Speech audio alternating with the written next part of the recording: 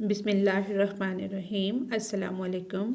आज हम 6 क्लास का unit number 10th chapter discuss कर रहे हैं, द वॉल्फ चिल्ड्रन। जो हमने पहले रीड आउट किया था वो इसका पार्ट 1 था, ये उसका सेकंड पार्ट है।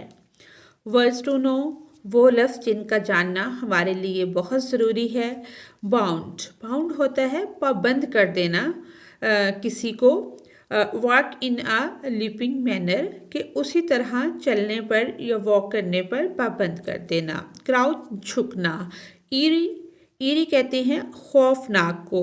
लैप, जिस तरह से जानवर चाटते हैं लिक्विड को या पानी को, दूध को, उसको कहते हैं लैपिंग, मुंह लगाकर। मोर, सोग। ऑर्फनेज कहते हैं यतीम खाने को, जहाँ पर वो बच्चे जिनके पेरेंट्स नहीं होते या किसी भी वजह से यतीम खाना होता है जहाँ पर बच्चों को रखा जाता है। Let's start rating. On November 4, 4 नवंबर की बात है, या 4 नवंबर को मिस्टर अली, कुछ बुक्स में यहाँ पे नाम चेंज है, जो पुराने वाली बुक्स हैं, हमारी ये न्यू बुक है। Mister Ali took the 2 girls, उन दोनों लड़कियों को, to the orphanage in the city. 4 नवंबर को मिस्टर अली दोनों लड़कियों को यतीम खाने में ले गए। हिज वाइफ, उनकी जो मिसेस थी, वाइफ थी, who helped run the orphanage, वो मदद करती थी यतीम खाने को चलाने में, यानी कि वो उन्हीं का यतीम खाना था, जो उनकी मिसेस थी वो उसको रन करती थी। Could hardly believe her eyes as she watched the wolf children, उनको अपनी आंखों पे यकीन नहीं हो रहा था कि वो किस चीज़ को देख रही हैं, कि वो भेड़िए के बच्चों को अपनी आंखों से देख रही हैं। भेड़िए के बच्चे हैं या इंसान के बच्चे हैं। बोथ, जो दोनों बच्चियां थी, had thick rough skin on their hands. अब एक बच्चा जो जानवरों के साथ बहुत अरसे से रह रहा हो तो डेफिनेटली उसकी स्किन रफ होगी और उसकी स्किन थिक भी होगी। दोनों के हाथ जो थे वो बहुत ज़्यादा खुरदरे थे, रफ स्किन हो चुकी थी। Knees and elbows because they moved on all force, दोनों के हाथों, घुटनों और कोहनियों पर मोटी खुरदरी जिल्द थी, क्योंकि वो चारों तरफ हरकत करते थे। वो अपनी कोहनियों के बल और घुटनों के बल चलती थी। जब भी हम किसी चीज़ का, जो हमारी बॉडी का पार्ट है, उसको नीचे लगाएंगे या उसके बल चलेंगे तो वो बहुत ज़्यादा खुरदरा हो जाएगा। When they wanted to go a short way, they used their knees and elbows. जब उन्होंने थोड़ा सा चलना होता या शॉर्ट वे जब होता तो वो क्या करती थी, अपने घुटनों को और कोहनियों का इस्तेमाल करती थोड़ा सा चलने के लिए। लेकिन when they wanted to run, जब उन्होंने भागना होता, ज़्यादा चलना होता, they would travel using their hands and feet, तो वो इस्तेमाल करती अपने हाथों का और अपने पैरों का। जब वो भागना होता उन्होंने तो अपने हाथों और पैरों का इस्तेमाल करती। जब उन्होंने थोड़ा सा चलना होता तो वो अपनी कोहनियों का, घुटनों का इस्तेमाल करती। मिसिस अली, जो मिसिस अली हैं, मिस्टर अली की जो वाइफ हैं, give them each a dish of milk which they left up, जब उन्होंने, मिसिस अली ने उनको दूध की एक डिश पेश की तो उन्होंने क्या किया, चाटना शुरू कर दिया, जैसे जानवर पीते हैं जुबान से चाट चाट कर। When she tried to touch them, जब उसने कोशिश की उनको टच करने की, पकड़ने की, या उनके पास आई, they growled and snapped, ये एन है, एट हर हैंड, तो वो गराई, जानवरों की तरह, भेड़ियों की तरह गराना शुरू कर दिया और उनके हाथ पर काट लिया। The girls were given the name Asma and सारा, ये जो गर्ल्स थी, लड़कियों थी, इनके कुछ नाम रख दिए गए, क्योंकि उनके पेरेंट्स भी नहीं थे, वो जंगल में रहती थी जानवरों के साथ, तो क्या पता उनका क्या नाम हो। ओल्ड वाली बुक में यहाँ पे इसका नाम कमाला वगैरह है, लेकिन यहाँ पे जो हमारी नई बुक पे नाम दिए गए हैं वो हैं अस्मा और सारा। मिसिस अली ने और मिस्टर अली ने उनको अस्मा और सारा का नाम दे दिया। It was clear that Asma was several years old. ये बिल्कुल क्लियर था, वाजिया रहे कि जो अस्मा थी वो थोड़ी बड़ी थी, कई साल बड़ी थी देन सारा से। And mister Ali guessed that Asma must be about 8 years old. Mister Ali ने ये अंदाज़ा लगाया कि अस्मा की उम्र तकरीबन 8 साल होगी। The Alis and no way of telling whether the 2 girls were sisters or not. ये थोड़ा मुश्किल था, ये बताने के लिए कोई भी तरीका नहीं था मिस्टर अली के पास कि ये दोनों आपस में बहनें हैं भी या नहीं। अब वो बच्चियाँ जिनको कोई भी नहीं जानता उनके बारे में एग्जैक्ट नहीं हम कह सकते कि वो दोनों बहनें हों। And they had no idea how they had come to live with the wolves, कि कोई आइडिया ही नहीं था, तरीका ही नहीं था बताने का कि ये दोनों लड़कियां बहनें हैं या नहीं। और इन्हें इस बात का भी कोई अंदाज़ा नहीं था कि वो वॉल्व्स के साथ रहने के लिए, भेड़ियों के साथ रहने के लिए कैसे जंगल में पहुंच गई या कैसे उनके साथ रहने लगी। इट सीम्ड अ मिरेकल, ये एक मौजज़ा ही नज़र आता है। That they had survived in the jungle, कि वो जंगल में इतने अरसे से रहते हुए सर्वाइव कर रही थी फॉर सो लॉन्ग, कि ये एक मौजज़ा लग रहा था कि वो इतने अरसे तक जंगल में ज़िंदा हैं। मिस्टर अली ने फैसला किया that the discovery of the children, कि ये बच्चों को जो हमने डिस्कवर किया है, दरियाफ्त किया है, should be kept a secret, कि इसको हम सीक्रेट के तौर पर लेते हैं, खुफिया रखते हैं, कि हम किसी को नहीं बताते कि हम इस तरह से जंगल में से बच्चियों को उठा के ले आए हैं। हिज वाइफ एग्रीड, उनकी वाइफ ने भी रजामंदी का इजहार किया। That this was best for the girls, ये इन बच्चियों के लिए बहुत फ़ायदेमंद था या बेहतरीन था कि इसको सीक्रेट रखा जाए। It was a secret that the Alis were not able to keep for long, लेकिन ये एक ऐसा राज था जिसे वो ज़्यादा देर तक छुपाया नहीं जा सकता था। When Mrs Ali tried to give the girls their first bath, जब मिसिस अली ने उनको पहली बार नहलाने की कोशिश की, the orphanage equipped with their howls, जो यतीम खाना था वो उनके चीखों पुकार से भर गया, यानी कि बहुत ज़्यादा चीखों की आवाज़ से गूंज उठा। सून, जल्द ही, talk of the wolf children, क्योंकि इस तरह की जो बातें होती हैं वो बहुत तेज़ी से फैलती हैं। जल्द ही ये बात जो है वॉल्फ चिल्ड्रन, भेड़िए के बच्चियों वाली स्प्रेड थ्रू द सिटी, यानी कि ये बहुत फैल गई, बहुत दूर दूर तक लोगों को पता चल गया कि इस तरह भेड़िए की बच्चियां हैं तो वो इंसान की हैं या भेड़िए की हैं, वो उनको डिस्कवर कर लिया गया है। The first lesson that Sara and Asma had to learn was that they were not wolves. पहला सबक जो उनको पढ़ाना ज़रूरी था, उनके माइंड में ये बात डालना कि वो भेड़िए के बच्चे नहीं हैं। This was for more difficult This was far more difficult than Mrs. Ali had imagined. Mrs. Ali ने जो तसव्वुर किया, जो इमेजिन किया, वो कहीं इससे भी ज़्यादा मुश्किल था। Although she deliberately played with other children in front of Sarah and Asma, she could not get the wolf girls to behave like humans. यानी कि ये सबक उससे भी ज़्यादा मुश्किल था कि उनको इस बात का यकीन दिलाया जाए कि वो भेड़िए की बच्चियां नहीं हैं, वो आम बच्चियां हैं, इंसानों की बच्चियां हैं। तो आम बच्चों के साथ वो खेलना शुरू करें या उनके साथ वो बैठे बात करें या अच्छा बर्ताव करें, ये आमादा करना उनको इस चीज़ की तरफ लाना ज़्यादा मुश्किल था। For weeks they ignored the games. हफ्तों गुजर गए, उन्होंने इग्नोर ही किए रखा खेलों को एंड लाफ्टर और हंसने को ऑफ द चिल्ड्रन, जिस तरह से आम बच्चे खेलते हैं और हंसते हैं, मुस्कुराते हैं, लेकिन वो बच्चियों में वो चीज़ थी ही नहीं। Instead they preferred to crouch in the shade of stand motionless.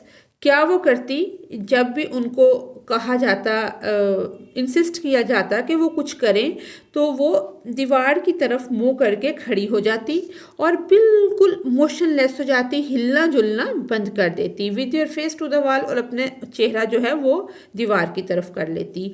Only at night did they become active. जिस तरह से उनकी ये चीज़ ट्रेनिंग में शामिल हो गई कि जान को बचाने के लिए किस तरह से आप मोशनलेस होके बेहिस्सो हरकत खड़े हो जाएं ताकि आपके ऊपर कोई जानवर अटैक ना करे। तो ये चीज़ उनकी नेचर में चली गई थी। रात को वो एक्टिव हो जाती। They would howl early or hurl themselves at the wall in an attempt to escape।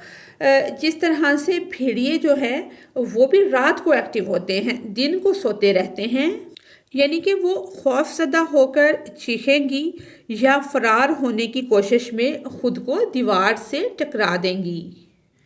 They would only feed like wild animals। वो सिर्फ जंगली जानवरों की तरह ही खाती। Taking raw meat and liquid which they would eat and drink in a crouching position।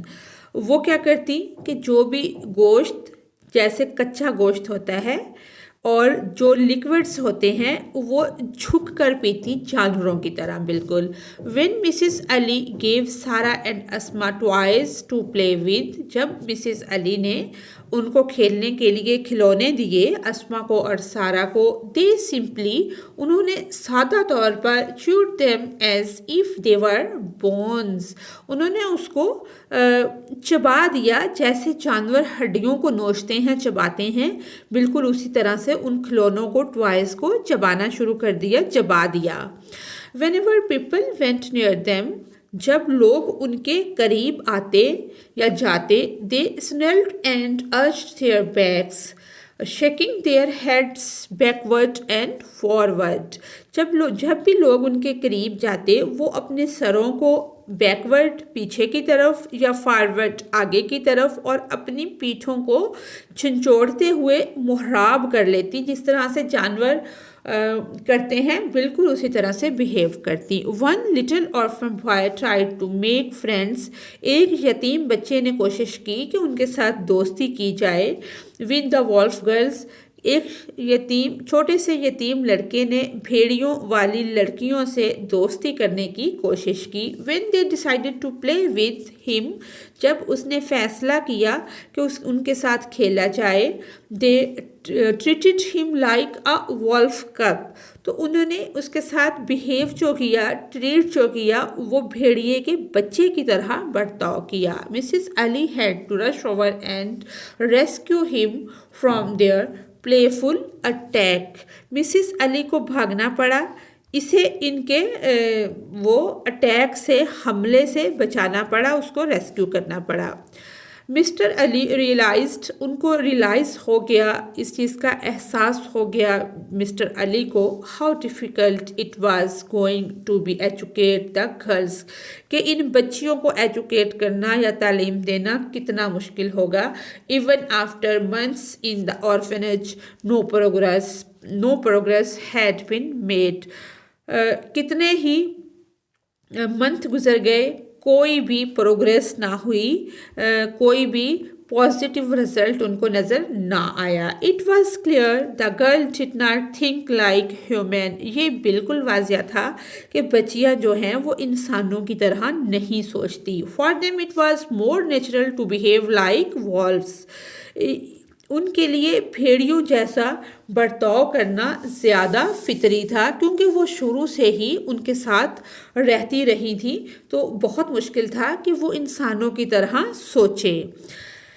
Then both girls fell seriously ill and sadly Sarah died of kidney disease on September 21st, 1921।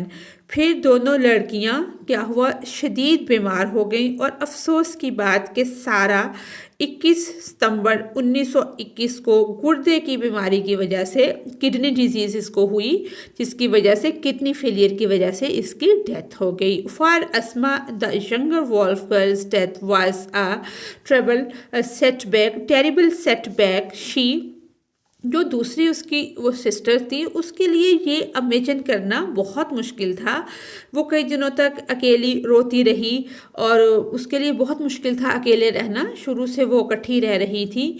She howl for many days, वो गराती रही, रोती रही बहुत सारे दिन। And refuse to eat, और खाना पीना भी उसने छोड़ दिया, खाने से इनकार कर दिया।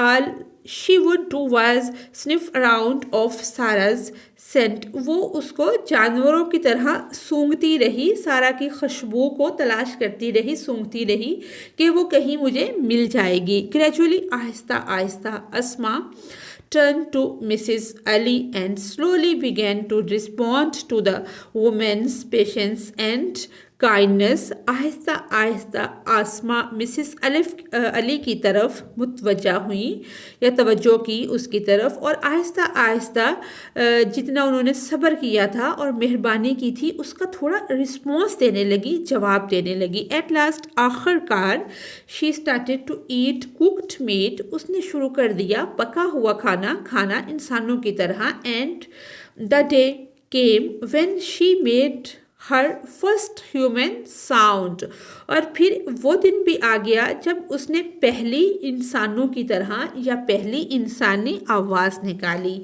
Mrs Ali massaged Asma's thin legs every day. Mrs Ali हर रोज़ अस्मा की पतली टांगों की मालिश करती, मसाज करती। This was done so that Asma could stand upright. ऐसा इसलिए किया गया कि आसमा सीधी अपनी टांगों पर खड़ी हो सके। Early in 1922 she could walk on her knees and a few months afterward rose up on her 2 legs for the first time. अब क्या होता है कि 1922 के शुरू में ही, अवाइल में ही वो घुटनों के बल चल सकती थी, और चंद माह बाद वो अपनी टांगों के बल उसने चलना शुरू कर दिया। जैसे वो मिसिस अली जो उसका मसाज करती थी उसका काफ़ी अच्छा असर हुआ कि उसने अपनी टांगों पे चलना शुरू कर दिया फर्स्ट टाइम 1922 में। It was a wonderful moment for, ये एक शानदार लम्हा था, वंडरफुल मोमेंट था फॉर मिसिस अली के लिए, who had patiently spend hours with Asma, जो कि घंटों गुजारती थी सब्र के साथ अस्मा के साथ, और सब्र के साथ ही ऐसे बच्चे को ट्रीट किया जाता है जो कि इतनी मुश्किल मराहल से या मुश्किल चीज़ से गुजरा हो। Mister Ali was also dilated, mister Ali जो थे वो भी बहुत खुश थे। He held out his arms like a proud father as Asma took her first few fluttering steps. उन्होंने अपने बाजुओं को आगे बढ़ाया एक काबिल फ़ख्र बाप की तरह, और अस्मा ने अपने पहले चंद लड़खड़ाते हुए कदम उठाए। नाउ अब अस्मा बिगेन टू ट्रस्ट ह्यूमन्स, अस्मा ने शुरू कर दिया इंसानों पर यकीन करना, भरोसा करना। She would bound towards Mrs. Ali when it was time for her to have her milk, and she would enjoy rides on the swing she. अब अस्मा क्या है, इंसानों पर भरोसा करने लगी, और जब इसके दूध का वक्त होता तो वो मिसिस अली की तरफ लपकती और वो झूले लेती, उससे लुत्फ उठाती, यानी कि थोड़ी थोड़ी बच्चों वाली एक्टिविटीज़ अस्मा के अंदर शुरू हो गई। She became used to wearing a dress and she tried to learn to speak. उसे क्या हुआ, कपड़े पहनने की, लिबास पहनने की आदत पड़ गई, और उसने बोलना सीखने की, स्पीकिंग की कोशिश शुरू कर दी। अस्मा understood most of the things that were said to her, but she spoke very little herself. अब अस्मा इससे कहीं ज़्यादा बातें समझती थी लेकिन वो बोलती कम थी, समझती ज़्यादा थी, चीज़ों की उसको समझ आने लग गई, लेकिन अभी उससे बोला नहीं जाता था, वो कम बोलती थी। Even so she managed by 1929, ये चीज़ वो मैनेज करती गई, इसके बावजूद वो 1929 तक टू लर्न अबाउट 50 वर्ड्स, वो तकरीबन 50 अल्फाज सीखने में कामयाब हो गई। In the orphanage garden she started talking to the flowers and animals. इस यतीम खाने में जो बाग था, उसके फूल थे और जो जानवर थे, वो उनसे बातें करने लग गई। व्हेन शी थॉट नोबॉडी, जब वो सोचती कि कोई भी कुड हेयर, उसको सुन नहीं रहा, she would using lots of little phrases, वो बहुत सारे छोटे छोटे जुमले गाती। For hours, she'd sing away to her audience of chickens, goats, puppies and trees. जो उसकी ऑडियंस होती, जो उसको सुनने वाले होते, वो दरख्त होते, मुर्गियाँ होती, कुत्ते के बच्चे होते और दरख्त होते, बकरियाँ होती, इन सब को वो अपना ऑडियंस समझती और छोटे छोटे फ्रेजेस गाने बोलने लगी। When Mrs. Ali was forced to leave the orphanage for several weeks, फिर मिसिस अली को कुछ हफ्तों के लिए वो यतीम खाना छोड़कर जाना पड़ा। हर aunt was seriously ill. उनकी जो आंटी है वो उनकी खाला शदीद बीमार थी। अस्मा couldn't understand why Mrs Ali had left her. अस्मा इस बात को समझ नहीं पा रही थी कि मिसिस अली जो हैं वो उसको छोड़कर कहाँ चली गई या वापस क्यों चली गई। For 2 weeks she went back to her old veg.